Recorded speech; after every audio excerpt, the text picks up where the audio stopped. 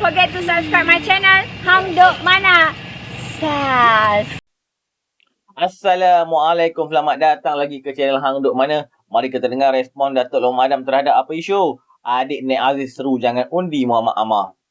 Adik kepada bekas Menteri Besar Kelantan Allahyarham Nek Abdul Aziz Nikmat mendakwa naib Presiden PAS Muhammad Amar Abdullah merupakan dalang di sebalik ketiadaan nama Muhammad Abduh Nek Aziz sebagai calon pilihan raya negeri Kelantan. Dalam satu rakaman video yang tular hari ini, Nek Din Nikmat berkata dia hairan apabila nama anak saudaranya itu tidak dicalonkan di Dewan Undangan di Cempaka. Okey, mari tengok respon Datuk Long Madam. Dia akan minta komen macam biasa. Ya. Kelantan sejak tu Kelantan Kelantan tu. Okey. Ada kepada Nik Aziz, Nik Din Nikmat. Ya. Dia ada keluar video lah hari ni. Dia mengatakan Nik Amar ni adalah dalang sebenar Nik Abdul tak tercalon sebagai calon untuk Dun Cempaka tu. Jadi soalan itu, dan dia pun menyeru kepada rakyat di Dun tempat yang Nik Amar bertanding ni untuk tidak mengundi, dan dia cakap dia dah berjumpa sendiri dengan Hadi Awang, dan Hadi kata setuju untuk bagi kepada Nik Abdul ni. So jadi tu, siapa yang menipu dan apa komen tu? Bagi saya Haji Hadi ni kalau boleh dia punya legacy dia tu, kan? Dia tengok kalau dulu dia ketika arwah Tuan Guru Nik Aziz masih hidup, dia berkongsi pengaruh. Ada setengah-setengah yang suka dengan cara yang ekstrim macam dia. Ada setengah-setengah yang suka cara kepimpinan ulama macam Tuan Guru Nik Aziz. Jadi walaupun Tuan Guru Nik Aziz dah tak ada, tetapi Haji Hadi ni masih tak selesa dengan legasi Nik Aziz. Jadi kalau boleh dia nak padam terus. Dia nak padam terus. Jadi walaupun adik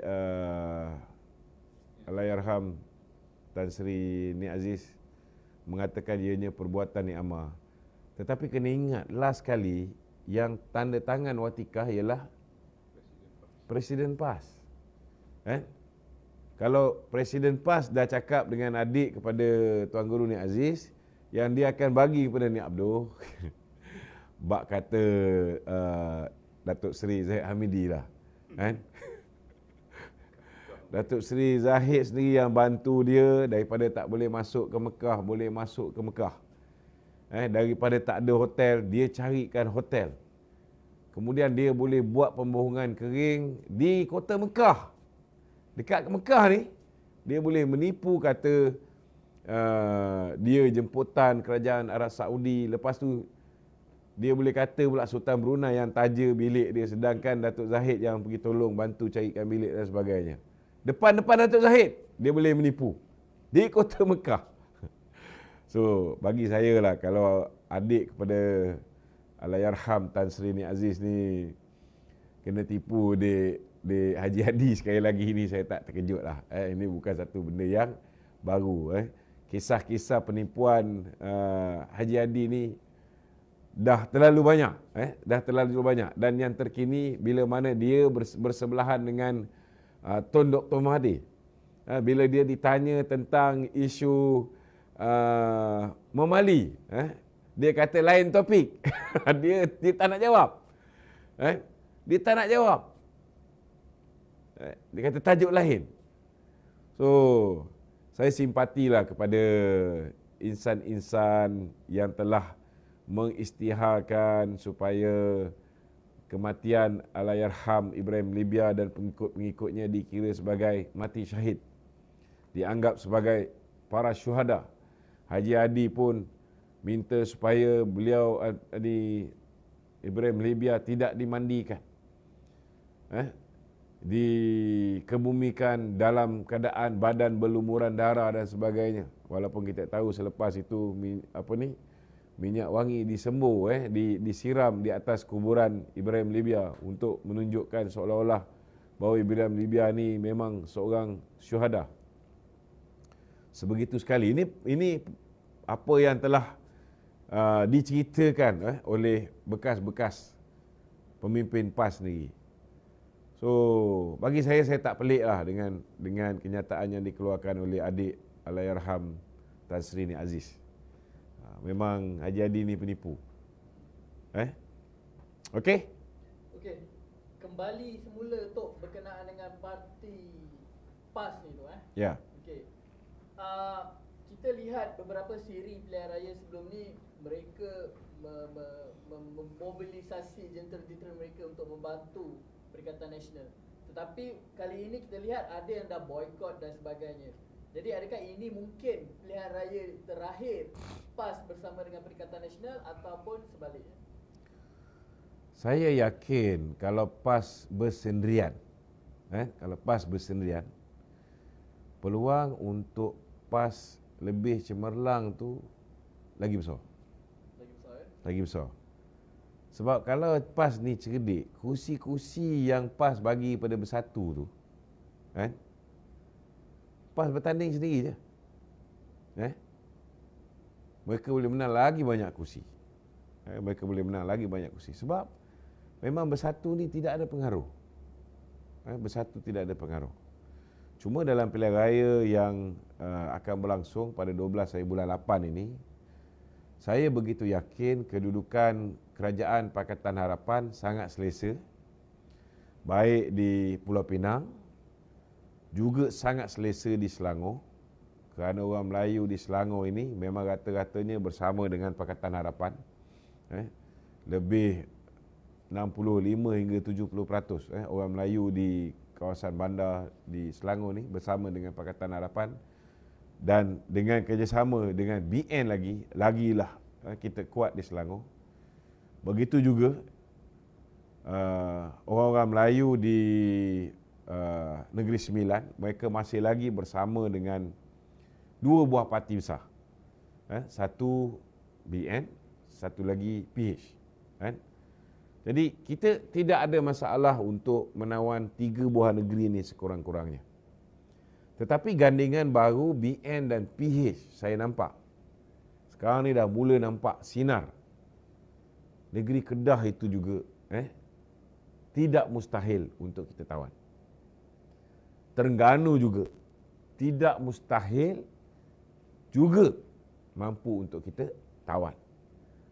Kelantan memang kita tak nafikan, memang agak sukar, tetapi dengan perkembangan orang-orang muda, contohnya macam di sebelah selatan Kedah, negeri Kedah, di sebelah selatan negeri Kedah pun nampak perubahan tu lebih kepada Pakatan Harapan dan Kerajaan Perpaduan. Kita lebih mudah tembus di sebelah selatan, terutamanya di mixed area. Kawasan yang kepadatan penduduk Melayu tinggi tu memang dia orang ada advantage lebih. Itu kita tak boleh nafikanlah. Tapi Kelantan ni saya nampak orang muda dah mula memberikan signal. Kemungkinan besar mereka nak mencuba. Adakah kerana pentadbiran kerajaan PAS tu tak menampakkan yang mereka betul-betul serius? Orang muda patut dah boleh fikir. 33 tahun kita bagi peluang PAS memerintah negeri Kelantan. Takkanlah masalah air itu nak berterusan sampai bila-bila. Bagilah BN, selesaikan dulu masalah air. Lepas tu kau nak tukar balik, nak bagi kat PAS balik pun suka hati lah. Setidak-tidaknya. Tapi bagi kita perintah 5 tahun, tengok apa kita boleh buat di Kelantan. Apa pencapaian yang boleh kita capai di negeri Kelantan. Apa pembangunan yang kita boleh bawa kepada negeri Kelantan. Apa pemodenan yang boleh dilakukan di negeri Kelantan. Dan bila high speed rail ataupun ini ECRL selesai, yang akan menghubungkan Tanah Besar Cina ke Kuala Lumpur melalui pantai timur ni, kita akan lihat bandar-bandar kecil sepanjang perjalanan itu akan tumbuh lebih pesat. Peluang pekerjaan akan bertambah. Rakyat Kelantan, rakyat Pantai Timur tidak akan perlu migrate pergi ke Kuala Lumpur, cari makan, berhijrah ke Kuala Lumpur. Ustaz-ustaz PAS yang selama hari ini mereka lahirkan tidak perlu lagi belajar ke Selangor, mengharapkan bayaran yang lumayan di Selangor, di Kuala Lumpur, mereka pun boleh dapat bayaran yang lumayan di Kelantan Darul Naim. Okey. Ha. Okey, ya Tok. Okey. Pemandangan Tok sebut pasal bayaran, ada satu kenyataan daripada Syed Saddiq yang mengatakan Perdana Menteri mengumumkan bantuan untuk rakyat dengan membantu mereka memberikan RM100 e-dompet. Tetapi Syed Saddiq mengatakan yang itu adalah rasuah secara halal. Komen Tok. Kita tengok di bawah pentadbiran Datuk Seri Anwar Ibrahim ini, beliau ada beri beberapa bantuan itu secara berterusan, konsisten. Cuma ada yang beranggapan bahawa sepatutnya bantuan tu dibagi one off, nak raya bagi sekali 1,000. Kan? Ada yang berpandangan begitu, nak buka sekolah sekali bagi. Tapi kita kena tahu bahawa dana negara ni diperolehi setiap bulan. Berperingkat. Setiap bulan. Apa yang kita dapat bulan 1 akan dibelanjakan bulan 2. Apa yang kita dapat bulan 2 akan dibelanjakan bulan 3. Kan? Jadi dana ni kita tak dapat selepuk sekali banyak. Dia dapat progress. So jumlah yang kita boleh belanja pun in progress. So hari ni kita tengok rata-rata rentihan di bawah ni, walaupun kita tengok kadar inflasi kadar inflasi menurun dengan mendadaknya daripada bulan 1 3.7, bulan 2 3.7, bulan 3 dah 3.4. Bulan 4 dah turun sampai 3.0, kemudian turun pada 2.8, kemudian hari ni sekarang ni bulan 6 dah sampai 2.4.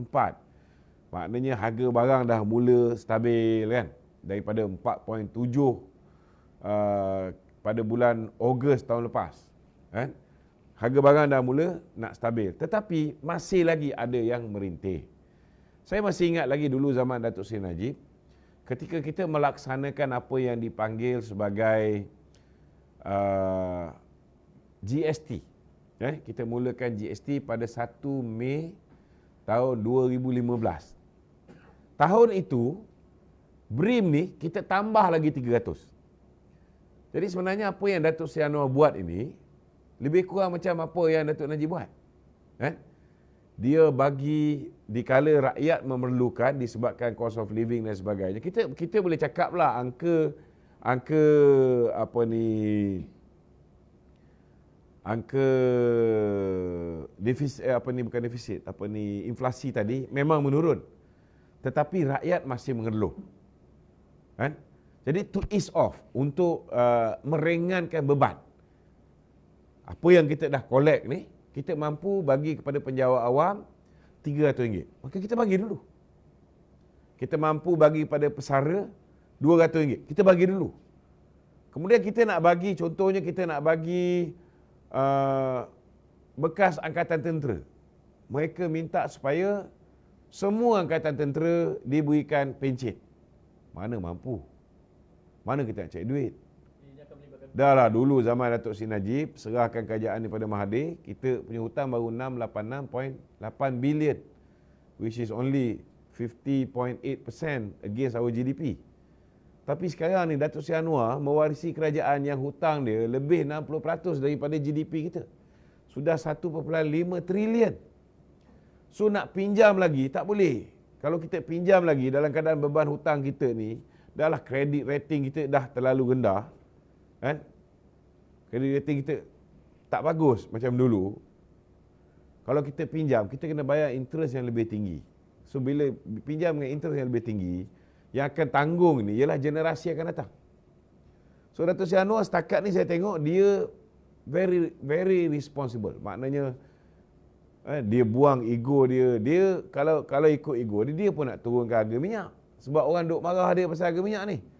Tetapi dia pun tahu bahawa kalau dia subsidi harga minyak tu, yang untung tu 75% pergi kepada the M40 dan the top 20. Sedangkan subsidi ni sepatutnya dinikmati oleh the B40 dulu. Orang yang patut dapat bantuan ialah orang yang paling susah di kalangan masyarakat kita.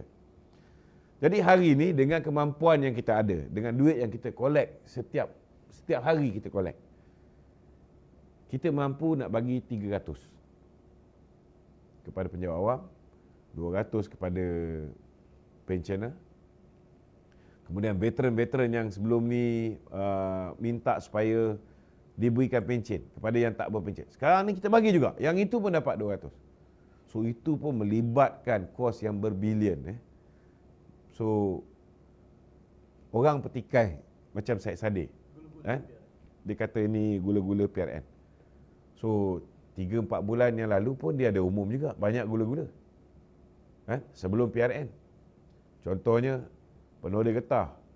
Dulu dapat bulan 11, 12, 1 musim tengkujuh dapat 600 je. Dah naik 800.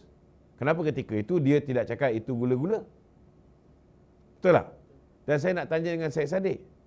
Dulu zaman BN memerintah di negeri Terengganu, kita ada bagi dana bakti remaja, kita ada bagi macam-macam bantuan kepada anak-anak muda, kepada remaja di negeri Terengganu. Tetapi zaman PAS memerintah, 3 tahun dia tak bagi. Dia tak bagi apa-apa. Tapi nak hujung, lagi beberapa hari, kita lihat dia bagi dana bakti remaja, dia bagi belia, dia bagi pencen, macam-macam dia bagi. Terang-terang bagi dekat pejabat daerah lagi. Lepas tu ada pula wakil rakyat, daripada PAS, yang bagi siap dengan envelope, ada muka dia lagi. Yang itu kita pernah tak dengar Syed Saddiq membicarakan soal, ini tata kelola baik ke tak baik? Ada? Dengar? Tak ada. Sebab ni negeri PAS. Dan kebetulan hari ni, Mahathir, Tok Guru dia, sudah jadi Tok Guru kepada PAS. Ada kita dengar Syed Saddiq komplain pasal benda ni? Tak ada. Betul tak? So, sebelum Syed Saddiq ni cerita we should be better, dia fikir baliklah, Kalau dia kata we should be a better government, bila engkau jadi Menteri Belia dan Sukan, duit-duit yang sepatutnya disalurkan kepada belia tu, tak sepatutnya end up dalam akaun BSN dia. So, itu tata kelola yang baik ke? Adakah dengan memasukkan duit yang sepatutnya disalurkan kepada pertubuhan belia tu akhirnya pergi ke akaun BSN dia, sehingga dia dihadapkan di bawah Akta Suruhanjaya Pencegahan Rasuah, itu dikira sebagai he is a better person? So sebelum dia cakap pada Datuk Seri Anwar, dia cermin dulu diri dia lah. Tapi Tok, sedangkan muda masih ada lagi dalam Sekretariat Kerajaan Perpaduan ni, tak ada tindakan langsung. Itulah sebabnya bagi saya jiwa dia tu dah tak ada dengan Kerajaan Perpaduan. Tiada tindakan daripada Sekretariat. Itu sebabnya saya rasa Majlis Presiden Kerajaan Perpaduan kena memikirkan dengan semasak-masaknya. Betul, dia tidak diundang ke dalam mesyuarat Majlis Presiden. Kita pun tak nak ada Atuk punya informer duduk dalam mesyuarat tu. Betul tak? Kita tak nak apa yang dibincangkan oleh Majlis Presiden Pakatan Harapan semua sampai ke telinga Atuk. Itu pun saya rasa alasan kenapa dia tidak dipanggil. Sebab sudah pastilah Perdana Menteri dia ada maklumat-maklumat tentang pergerakan Syed Saddiq, dengan siapa dia berjumpa, tangan siapa dia pimpin, kan? Dan muda sendiri tiada nilai tambah. Well, kita tunggu dalam pilihan raya ni, seperti yang saya cakap, muda akan hilang deposit di semua kawasan yang dia bertanding. Kalau tak percaya, tunggu dan lihat. Kita tengok komen saya baca sikit lagi detail dekat Malaysia Kini ni. Sedangkan katanya dia sendiri bertemu dengan Presiden PAS Abdul Hadi Awang di Rusila pada 23 Jun lalu dan diberi jaminan bahawa Nik Abdul akan dicalonkan. Haji Hadi maklumkan parti memang perlukan Nik Abdul kerana dia seorang yang cerdik, kerjanya bagus dan rajin bersuara di Parlimen. Jadi amboi dan bila diperhatikan nama Nik Abdul tidak dicalonkan di Dun Cepaka. Sedangkan Tok Guru Abdul Hadi ada tulis surat kepada Pengurusi PAS Kelantan Ahmad Yaakob supaya diberikan kursi Dun Cepaka kepada Nik Abdul.